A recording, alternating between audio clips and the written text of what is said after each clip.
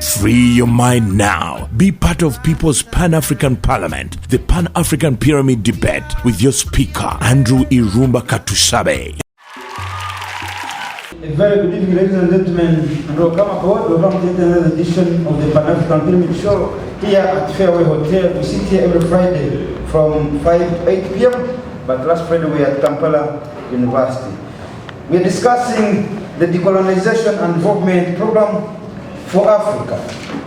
The scramble for Africa between 1870 and 1914 was a significant period of European imperialism in Africa that ended with almost all of Africa and its natural resources being controlled as colonies by a small number of European states, racing to secure as much land as possible while avoiding conflict amongst themselves. The partition of Africa was actually confirmed in the Berlin Agreement of 1885, with little regard to local differences. Almost all the pre-colonial states of Africa had lost their sovereignty, with the only exceptions being Liberia, which had been settled in the early 19th century by African-American former slaves, and Ethiopia, later occupied by Italy in 1936. Britain and France had the largest holdings, but Germany, Spain, Italy, Belgium, and Portugal also had colonies. Ladies and gentlemen, the process of decolonization began as direct consequences of World War II. By 1977, 50 African countries had gained independence from European colonial powers. During the World Wars, African soldiers were actually conscripted into imperial militaries. Some African soldiers also volunteered. Veterans from over 1.3 million African troops participated in World War II and fought in both European and Asian theaters of war. This led to a deeper political awareness and the expectation of greater respect and self-determination, which was left largely unfulfilled. During the 1941 Atlantic Conference, the British and the US leaders met to discuss ideas for the post-war world. One of the provisions added by President Roosevelt was that all people had the right to self-determination, inspiring hope in the British colonies. On February 12, 1941, I was not yet born, United States President Franklin D. Roosevelt and British Prime Minister Winston Churchill met to discuss the post-war world. The result was the Atlantic Charter. It was not a treaty and was not submitted to the British Parliament or the Senate of the United States for ratification. But it turned out to be a widely acclaimed document. One of the clauses, Clause 3 specifically, referred to the right to decide what form of government people wanted and to the restoration of self-government. Prime Minister Churchill argued in the British Parliament that the document referred to the states and the nations of Europe, now under the Nazi yoke. President Roosevelt regarded it as applicable across the world. Anti-colonial politicians immediately saw it as relevant to colonial empires. The United Nations Universal Declaration of Human Rights in 1948, 3 years after the end of World War II, recognized all people as being born free and equal. Ladies and gentlemen, if we are born free and equal, does Africa actually have its own blueprint of development? When we were colonized, Uganda the other day celebrated 60 years of independence. You can now think independently. Do you have a blueprint of your own agenda on development? Or it is America going to send you money and say, we want this one to act on equal. But you people of equal first stop there. You have some reason, you have some issues to deal with human rights violations. Do we have our power to decide our own plan on development? Do we understand that we are now free? Or we still think we are still under colonialism? Ruhunda, MP for Poto Municipality, for Poto Central Division. He's also our patron, by the way. He's a patron of the Pan-African Pyramid. Thank you very much, Mr. Speaker. Good evening. I don't know why the youth of today, you are not vibrant like we used to be. I am told your vigor is so low to submission. It is very unfortunate. Because as young intellectuals, you have all the space and the time to think radically and create change. Because nobody is going to make the change for you. Not us. That change, it is you who have to work for it. The issue of today, Honorable Alex, asked for transport to come and study. So there is a very big problem. And that really works on the theme we are discussing today. What did the Europeans do? Because the design of these Caucasians was simply to conquer, control, extort, and master the entire universe. And they created systems to do that. As I speak now, we are just victims, because even I'm using the language of the Caucasian to communicate to my own people.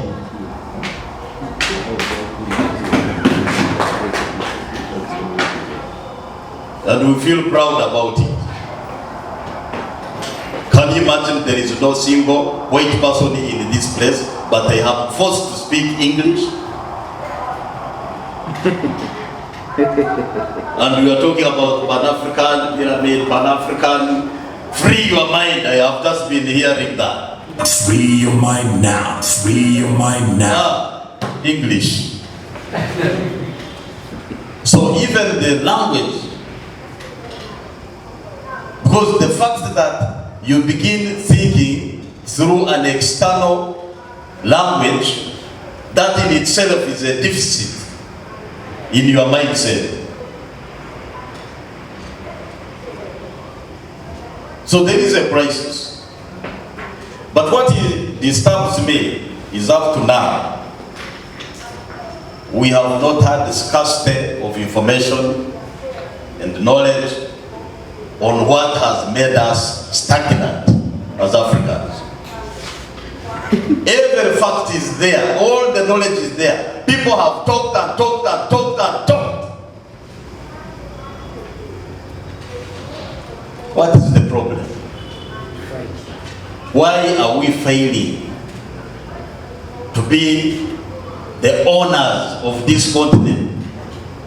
Why are we failing to be the owners of the resources that this continent possesses? What's the problem? Uganda is in a huge crisis as I speak today. We have a vision for the country. How many Ugandans know about the vision of the country? I'm hearing from you now. You have a vision for the country? How many Ugandans even understand this vision? When I look at you, I really look at you with sympathy, the young ones, because you are victims of distorted processes of human living. You can't think on your own. You can't innovate. You can't generate new knowledge. Because everywhere you're going, you are meeting different types of information. Self-styled pastors, prophets, all this nonsense. I hear some of you, even when you are studying, you think that it is because of those prophets that you have this knowledge and even lack. Can you imagine that? And you are at university and you are so obsessed with superstition. How can you master your continent when you are just full of superstition. Your relationship with God is terribly affected by superstition. No. The fact that you have no confidence of linking direct with God, You yourself, that in itself is a big problem. You will always remain colonized. Be part I don't believe in all these now. mediators. I don't believe in anybody. I believe that I can link with God, and I can talk to the God, and I can say what I want, and I can master my universe. I don't believe in all this nonsense that they see people in captivity. Free your mind now. Free your mind So now. if you are spiritually enslaved, how dare you even begin talking about decolonization? Because you must have a weight image of God in you before even thinking of going to heaven. So you are already having a mental problem. Your mental capacity to think and master and find solutions is totally curtailed because you are feeling inferior. the vehicle to take you to heaven is the white man. That's what the white man says, and also the And that's what the African man is believing. and also the Muhammad. Jesus is working. So you find people fighting. How many people have to go to Mecca? How many have to go to Jerusalem? How many what? You find all Africans putting all their life into that. Hey, Going to Mecca. who bewitched us? So you first have to liberate your intellectual abilities in order to think of solutions for Africa. Short of that, we shall always be here and we say all these nice stories. And we just look victims. We look at the aggressors and we begin creating excuses. You become Mr. and Miss Excuses. Because your failure, you want to attribute it to other people. You are not going back to reflect and ask yourself, why? Why were you created? Why are you human? Why is it that there is diversity in this world? How come every society is looking at how to be superior and subjugate others? Everybody is in competition. The current war in Ukraine, in Europe, between the Russians and the Europeans and Americans is about dominance. It's about resources. It's about strategy. Yes. So you cannot be here in the continent and you have the biggest number of your population with huge mental deficits. You can't. What percentage do we have in Uganda that can create positive change for our country? Even those you think have had education, they are full of peasantry mentalities. You find a professor, but looking peasantry. Acting peasantry. But talking in the Caucasian and referring to the Caucasian knowledge bases. So for me, one of the things I did, because for me, I hate lamentations. That's one thing. I don't like putting myself in a very weak position, a very vulnerable position, as if you cannot do something about it. So, my whole interest, because as a student, when I was at university, I was looking at these theories, the development theory. I was asking, how did these people begin thinking development theories. How special are they from me? What makes them so unique? Does it mean I cannot see? Can't I also come up with a theory? Can't I find a solution for my own people? And I rebelled. And when I rebelled, because I used to disagree with many of my lecturers. Of course, by the marks, they will give you lower marks. I don't care about that. But I told one of the lecturers, when I did my research paper, my thesis, and this lecturer disagreed with me, I told him one thing: you can only fail me on paper, but not here. My mental faculties are strong, and I'm going to prove you false. I'm going to begin a research center, a research institute, and I went and started it in football at the age of 24. Why? If you don't invest in the knowledge, you are a lost sheep. There is nothing we can do to decolonize, to remove the toxins, unless we acquire knowledge bases that are within our means and the capacity, and we can improve on them and then be globally competitive. And all the raw material for generating knowledge that can compete with the world, we have it here. The only thing we are lacking is the will. Is the will. There's this mentality. Everybody, when they get to power, the first thing they want to do is to run to the world masters, to build relationships with them, to make sure they are able to be in good books. So how will they allow you? How will World Bank allow Africa to unite? Why was Gaddafi killed? Uniting ourselves as black people.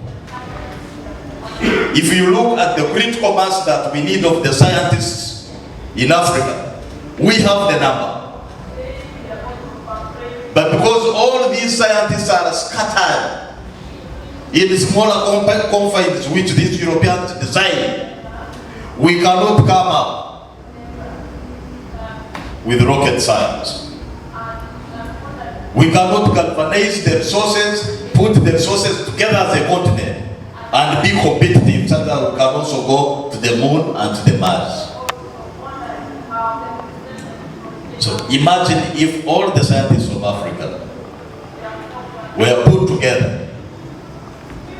How much could we do to create a difference and liberate? Because don't think that all these Europeans that you see and Americans, that they are all knowledgeable and very, very well. No, this is a critical mass of scientists that create innovations and then change the world. The other people follow. The Americans and the majority, 80% they follow. Yeah. The only thing is they give them education such that they can master and utilize the science. So they have also created think tanks for them. Of course, all these nations have had the foundation and basis of think tanking. There is no nation that can survive without think tanks. The soul of think tanking here in Uganda, I'm just thinking here. But when I go to universities, it is all about associations. Kobazambogo Association, Toro Association, Chigezi, Mayatoli, and then they are all just talking about our people are all that nonsense. This is nobody thinking. Free your mind now. So how are we going? Because you are the solution. The engine is here in the brain. Now, if your brain is curtailed and you are in an intellectual freedom environment and you are not applying that intellectualism for the purpose of liberating a black person, And you are only preoccupied with religion, with the tribe, with all that. Witchcraft. Because you want it to be called witchcraft. That's why we were taught. Well, this is life. So, can we think differently? Me, I believe. Yes, master the science. The Chinese did it, they are now conquering the world. They first disengaged. They got rid of all these external influences. Because no external information is meant for your own good. It is meant for their own good, not yours. Free your mind now. Be free your mind now. Why do we hate each other? Why do you hate yourself? Why do you hate your color? Why do you downlook yourself? The moment majority of our people have been made to think they are the poorest, poverty, disease, ignorance, those definitions, those are calculated definitions that make you intellectually dwarfed. Because right from the beginning, you are just thinking from the negative point. You are growing up as a child from a negative point, not from the positive. So this is something that I'm trying to say, that until we liberate ourselves intellectually, we are just wasting our time. Even those I see who try to be so religious and holy, look at their actions. Hypocrisy, self-denial. So why do you put yourself, you young intellectuals, why do you put yourself in that situation? Why can't you fight that? So this Pan-Africanism is just meant to inculcate that spirit in you of inner belief, confidence, and then you should be in position to learn the tools that can enable you research, collect data, know, and then act. But a majority of Africans, they are moved by emotions. Look at our campaigns. Look at our campaigns. Can you go and talk Pan-Africanism and you win an election?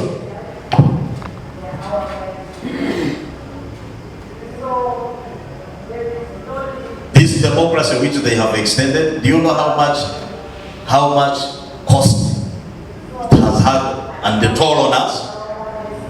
Democracy is costly. Of course, unless you have not been moving. So imagine a fella who is in a drunkard has got to determine who becomes a member of parliament. So is your boss. Has nothing to do with policies, issues of the global dynamics, macroeconomic policies. So at why do people elect leaders?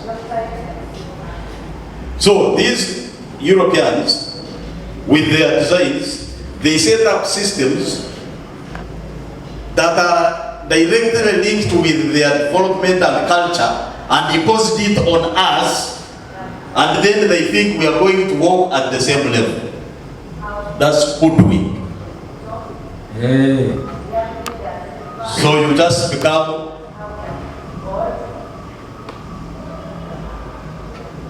these characters who just are there for the show when you are not real. Hey. Free your mind now. That's why I've liked Rwanda. I've been in Rwanda and studied their system.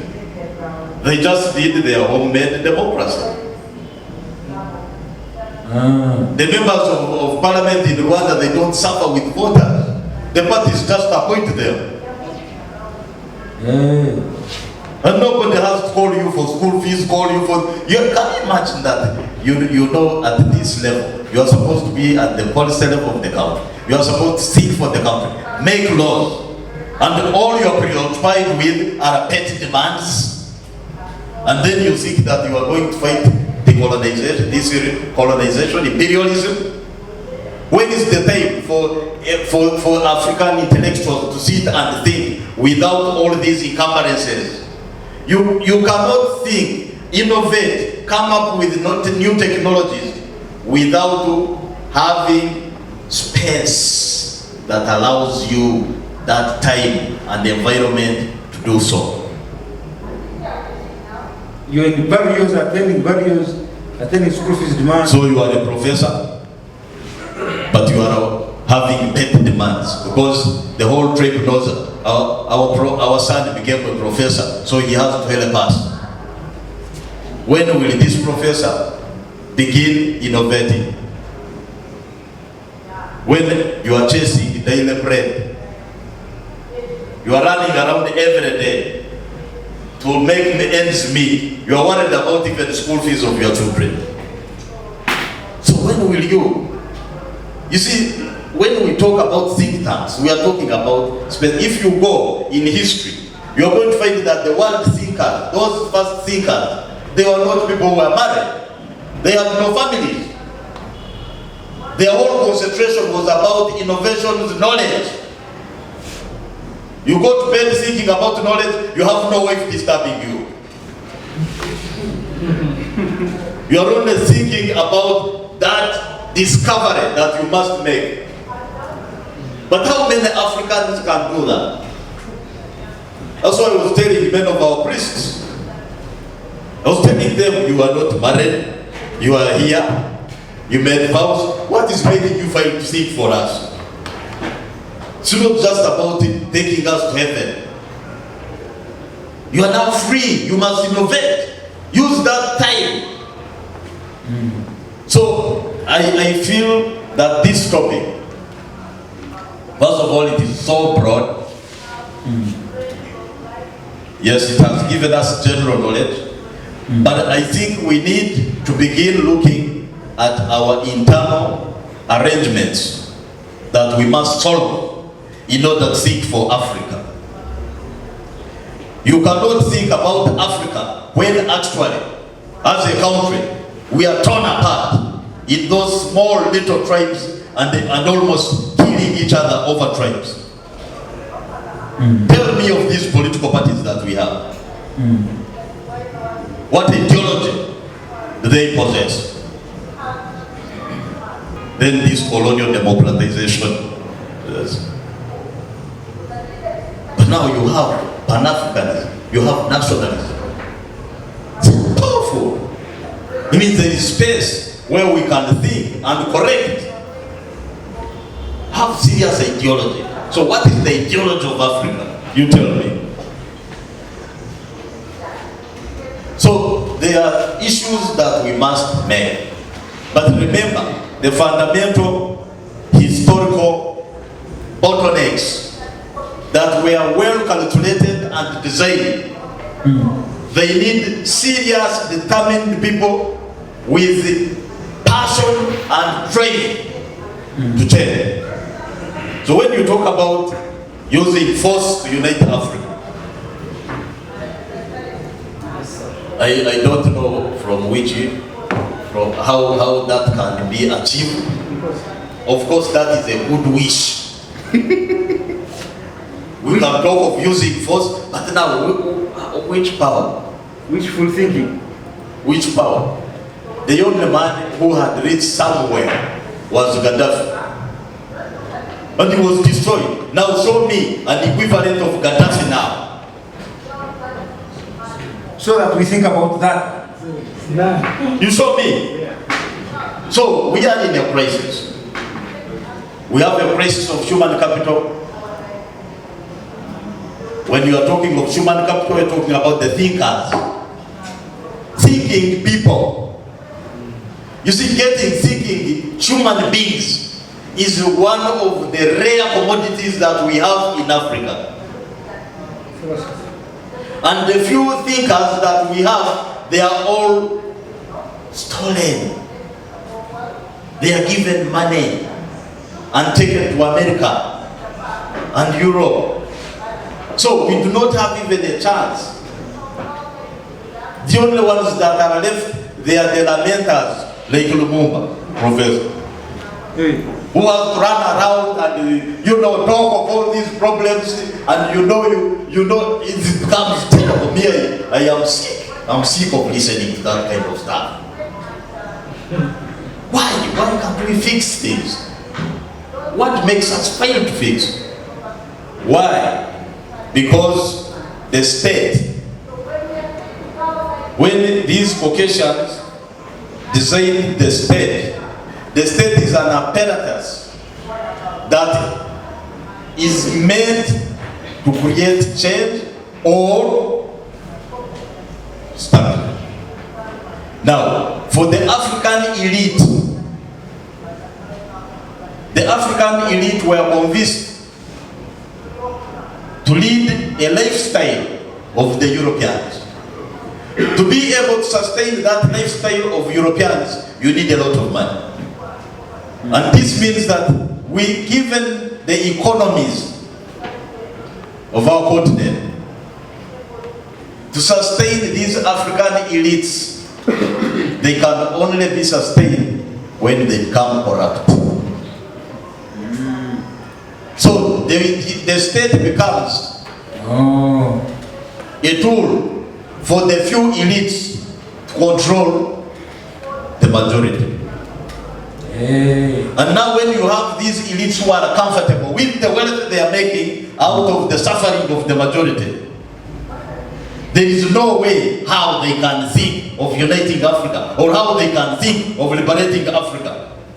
They will always remain in that comfort mode until another comes and the status quo remains. Free your mind now.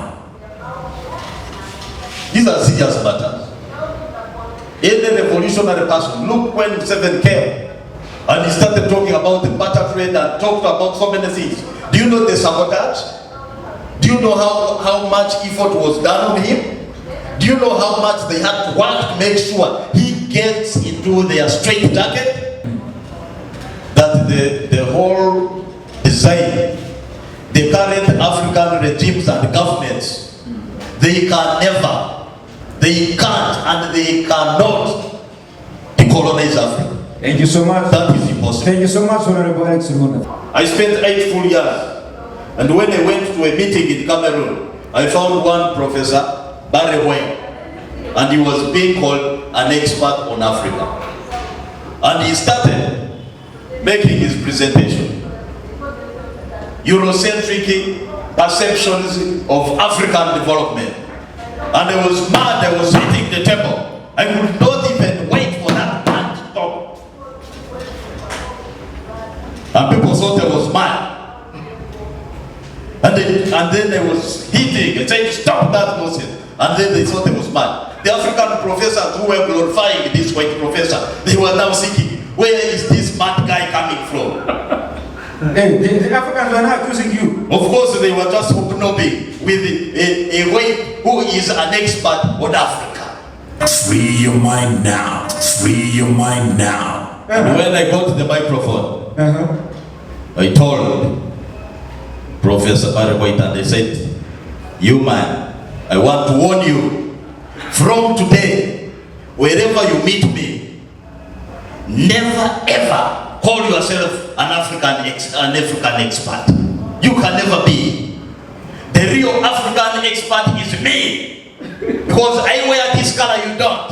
I ate African food, you didn't eat. I grew in African schools, you have never. I have lived in African environment, and you never. And how dare you call an expert? The expert is me. Free your mind now. Be part of people's 60 years now, since 1963, when Kwame Nkrumah talked of unification of Africa, that unification has not happened. Every time it seems it is about to happen, the European powers sabotage that government. They sabotage that process. And now you are suggesting? And now, first I gave a history of how the government of Ghana was sabotaged, the coup against Kwame Nkrumah, the coups against Lumumba, and even here against Obote. All those things had an effect on stopping the process of unification. And by the way, even at the regional level in East Africa and West Africa, look very carefully at the leaders who want unification. Or even of those regions, there is a problem. The West speaks with those governments. And so, I was saying, in European history, we saw that the unification of European nations happened by wars. Actually, they were called unification wars for those who did history. And we picked one particular war, that one of German unification. And we quoted German Chancellor Otto von Bismarck when he said Germany would be united by war, by blood and iron. So that's what. And I was saying, exactly. And I was saying, because of the 60 years failure to unify Africa, I'm beginning to be persuaded that Africa also will be unified by a war, a unification war. I've heard there's been a very famous tweet by our generation leader. Last week when we were at Kampala University, for the first time, I saw a point in the possibility of something good happening if Africa is starting with East Africa and Africa, there is a war that unites us. So you would like a war to begin in East Africa that could unite Africa? That's what I said. First kill. And yes, there should be a war, and out of that war could come unification. I gave an example which I want to give here. In 1963, we had two countries in East Africa. One was called Zanzibar, another one Tanganyika. There was a war, a revolutionary war in Zanzibar. After that war started, Nyerere crashed that coup. And the result was the nation we call Tanzania today. Disorganized to organize is the point. Pardon? Disorganized to organize. Exactly. And so Tanzania came out of a war of unification. And I believe that we must now bite the bullet and see that if we woke up one day and the general, the Twitter general, has unified Uganda with Rwanda, with Burundi, with Kenya in a war, that would be a blessing in disguise. Free your mind now. Free your mind now. Professor, wind up in the next 2 minutes. Yeah. I asked the question. Because the solution for unification of Africa Must beginning with East Africa, war. must be a war of unification, as happened in Europe also. Otherwise, there is no country that the Europeans the Europeans will give peace. That the Europeans will give peace.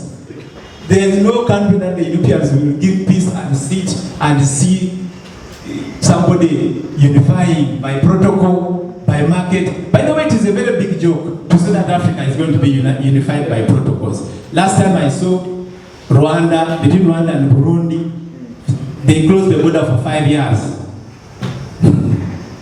Where is that unification going? Uganda and Rwanda for 2 years. But if they emerge a strong army, unifying these countries by force, perhaps that could be the only way forward. Otherwise, we shall be talking of this unification, and without which unification, Africa can never. Thank you so much, Professor Alenyo. Just will give him a round of applause. Free your mind. Free your mind now. Mr. Speaker, sir. We are on decolonization Yes. and development program of Africa. Yes.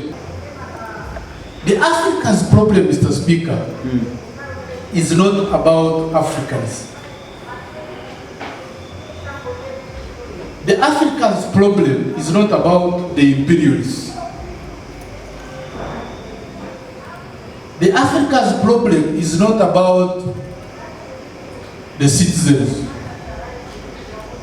The African problem is about African leaders. Yes, let me tell you this.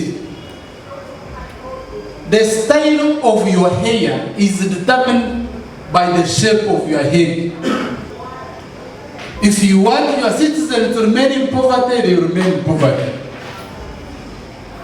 If you want Africans to continue being colonized, they will be colonized. If you want to get out of poverty and make sure you protect your citizens, you will do it. So the problem is about the choice we make and the determination we make. Even I don't understand why people will come here and bash Europeans and Americans. The problem is within us, the leaders. I don't know even who bewitched Africans, especially leaders. Now, you tell me, some people were saying here we should fight as the only way of decolonizing Africa. You are fighting who? You see, like Russia, problem. Russia is fighting Ukraine because of the Russian. Because Putin has an agenda. Yes, has an agenda. Who's a giant in Africa that is fighting other juniors for unification purposes? Who is the vanguard in this? Who is the vision bearer? Who has the vision that he has prepared the army to make Africa one continent? One country? Nothing. We don't have, Mr. Speaker, sir. So when you are fighting Kenya, which cause is that? Who has an agenda? Who has a cause? You is who? You know, when you are fighting a revolution, you have a cause. Who is sharing with you with that cause? Because the one time you go and fight Kenya, Rwanda will say you have invaded a sovereign state. Rwanda will also attack you. What will happen now will be the East African war and instability, North Africa. For instance, Mr. Speaker, sir, in West Africa, we have even Central Africa. For the last 6 months, there have been around 3 or 4 coup d'etats. We have the African Union, we have the Pan-African Parliament, we have the so-called African blocs, we have the ECOWAS, we have the East African Community. I have not seen a legislator from East African Community or ECOWAS or somewhere in Addis Ababa to raise the issue of coup d'etats in Africa.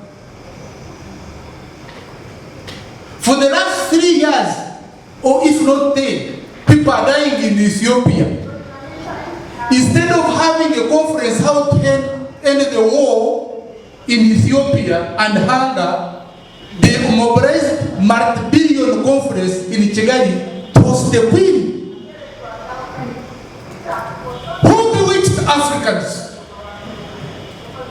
If you can abandon your own children and you don't have an agenda of solving your own problem, your own conflicts, what will you tell me that you will have an energy to solve the entire continent problem? This is just rubbish. The behavior you show by not caring and fighting for the things, for your democracy, for the things that you deserve, has become a sociogenistic affair raised out of the tyranny that the colonial governments and the Arabs and the Europeans were able to unleash. But we need to recover. So in recovery... That's the point I wanted you to go to. Exactly. The colonization process and the development of Africa. In recovering, we have to first build the spirit.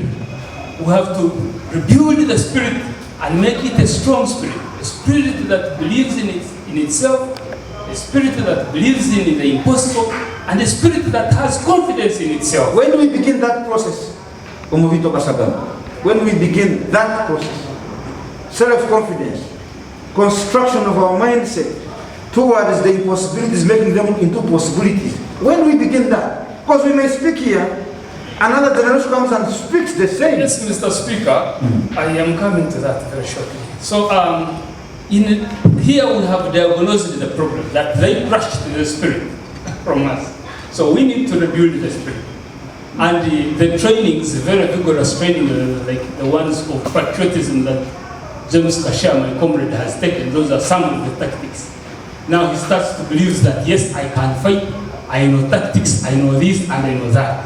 Training is part of that. But we need to have an effective governance system, because a governance system is a complete cycle.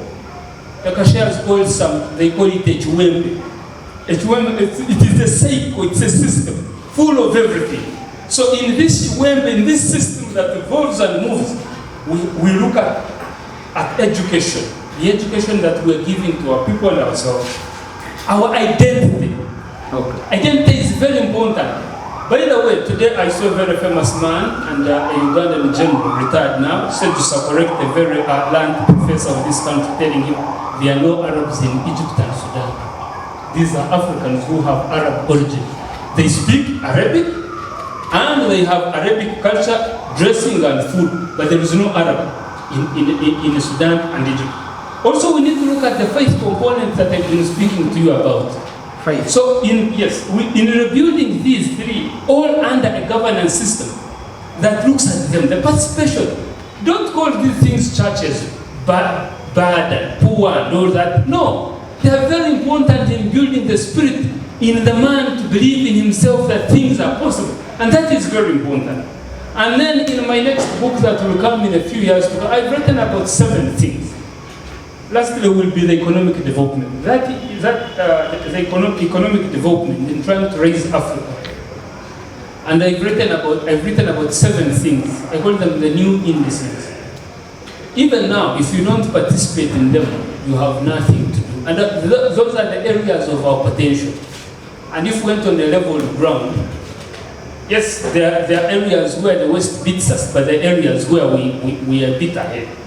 We need to focus on our agriculture, African agriculture. It's a very big hub. Alex Ruhunda found something called KRC, an organization. And KRC has something called Urugali, a program called Urugali. Urugali is a program of indigenous food. It always organizes that indigenous bouquet. And it is organized and women participate in cooking that. Let me tell you, I cannot go to any party and I miss a shop. It is very, very sweet. I've come to research, very few now know how to do it. I am worried if the old men and women go, who will make it? You cannot talk about the diversity of food in Africa and how healthy and ways and intelligent it will make us. If we concentrated on it, we can feed the world and they can buy it at lots of dollars. Okay. The tourism, our beauty, look at our beauties. To concentrate on that. Natural resources, the oil, the gas, the minerals, all these stones that make the jewelry. Those people don't have it. Population, our population itself. Now Africa, we are 1.2 billion people. If Uganda, for example, ice mineral water is being taken by only 500 million Africans every single day, how much money is this? Just 500 million.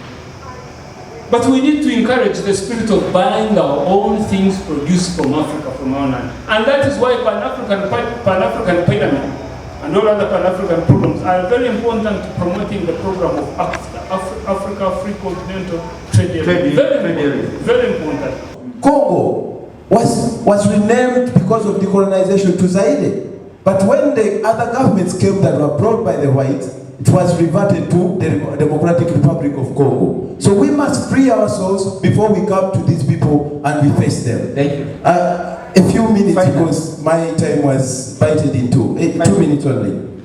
Africa needs to be awakened because we lack the ownership of identity as Africans, because we are divided by the tribes as the Honorable spoke about this. We are subdivided in tribes whereby you will say that a person from Western Uganda can't be a leader in Uganda. A person because of here, because of there. These whites came in a way whereby they awakened the Buganda and they told them, the Banyoro are weaker. We can help you to conquer some parts in Bunyoro. Then this enmity came whereby the Banyoro are fighting the Baganda. A small head is called the Akakoka Kanyoro. This one is called this. So we should go away with this tribal division and we call ourselves Africans. That's what they did to us. We are all brothers, whether I'm from West, whether I'm from Central, whether I'm from where. You are my brothers and we should embrace this. Also, we are, another problem we have is we have leaders who are power hungry. A leader, like, for example, you find a leader of an African country, he will be like, this is my territory. You don't have to speak about it. How can this honorable come and speak about Africanism? This is my territory, I have to be the leader. Even my grandchildren, this is their territory. When we will have time to discuss this. And lastly, as I finish, for the solution, we have to rebuild our financial muscle as Africans. We have the resources, we have the machinery, we have the knowledge, and we have everything. Let's utilize what we have. Mr. Speaker, I can also talk about, because most of the youth are found now in tertiary institutions, the kind of education system we are getting. Like this semester, I have very many course units, but I find like 2 course units have some kind of the knowledge that they want. But the other course units really see that there is a kind of enslavement. The knowledge that you are getting is not preparing us for life outside school. That's why most of us, the youth, we don't get time inside our institutions also to think and see the way forward, how we can move on, as how we can build this continent, how we can build a strong society. Decolonization of Africa, we need to have an agenda. These people who came to colonize us had an agenda. I'm going to tell you about 3 things which are now trending in the world. Before there was colonizing of Africa, these people first went for a Berlin conference. They went behind the curtains, discussed how they would come and colonize Africa. The second thing, during decolonization, when the white men were saying that we are freeing Africa, which they have not done, which I call now indirect colonization. The other one was direct, but this one is indirect. These people still went behind the curtains. They said, how can we show these black people that we have freed them? They went behind the curtains, formed World Bank, which, when World Bank is not there, we Africans cannot survive. We have MIF, where we always go and look for money, what we want to use. We are honored to have a member of parliament here. He can improve our sources of income. One, the biggest part is loans, which you get from IMF and World Bank. Still, today I want to show you that there is another agenda which was there, which most of us were not informed about. There is New World Order. There's a man called Richard Day who unveiled this agenda. Mr. Kashaya said when we form, I want you to go and look for that agenda of World Order. You see how it is slowly by slowly. These people discussed how they want the world to look like. So these people are implementing their agenda slowly by slowly, and it's coming up. Just think people putting on damage, people were naked, which was not there, such type resilience and that nonsense. So Africans still, even us, if we have to succeed, we need the people to go behind the curtains and discuss the agenda behind the curtains. Bring it when it is ready. When it is ready. Ladies and gentlemen, we come to the end of tonight's show. See you again next Friday. But follow this show on Saturday on NBS TV from 4 to 5. My name is Andrew Irumba Katsobe, your speaker, and I'm signing out here. Thank you.